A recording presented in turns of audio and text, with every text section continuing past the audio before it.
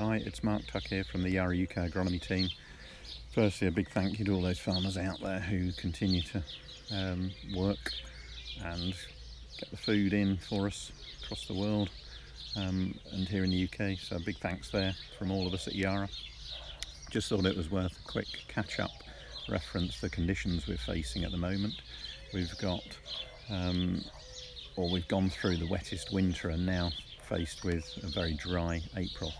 Of course, we shouldn't be surprised in the sense that April, according to the Met Office, is always the driest month of the year, so that's not a surprise, but perhaps not always this dry. There have been those years where it has been this dry, and back in 1938 there was only 6.7 mils which fell in that year. So we do experience these dry years. It's important therefore for us to think about how we might manage nitrogen on the cereal crops, and particularly thinking winter wheat here.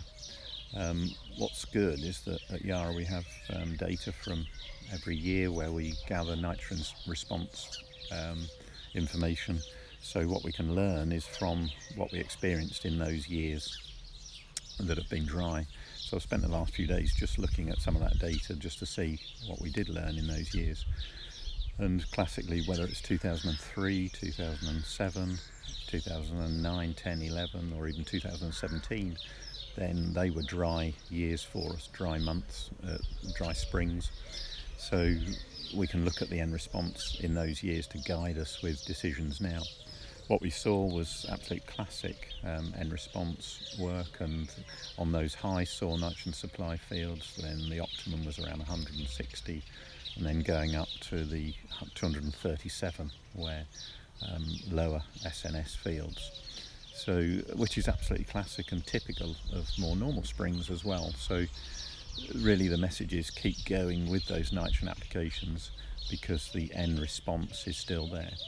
Now we might not see the total final yield quite at the levels of where we have good water supply alongside it with the sunshine, but nonetheless the response to the nitrogen is still the same. So yeah, the message there is keep going with those N applications so that the nitrogen is there for when we do get some rain as the crop goes through the rest of this month and through May.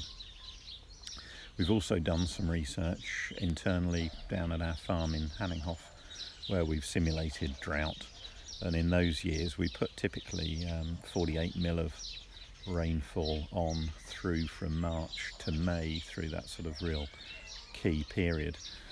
What we saw again was lower yields, of course, because of that restriction in water supply, but what we did see is still the response of nitrogen there, and we went at two different rates, down at 120 kilograms of N or up to the 220, and that 100 kilograms that we went with still delivered an extra 2 tonne a hectare in yield. So really important to keep going with these N rates. So both historic N response and some drought simulated work there, proving that it's the right course of action to take.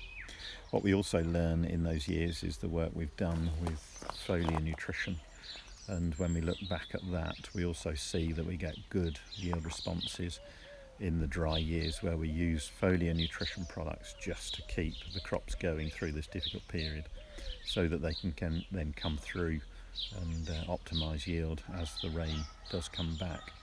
There we've seen again work with Gramitrol in those dry years where we've got an extra 0.37 tonne a hectare response from those applications. So yeah, really summarising that, keep going with that nitrogen applications. You'll get a good response to that, but also help the crop through during this difficult period with some of the foliar nutrients that are available. Any other questions you might have or discussions you would want to have, do get in contact, because that's what we're here for. We generate the data to help support decisions. So this is when it can come into its own. Okay, take care, speak again, bye.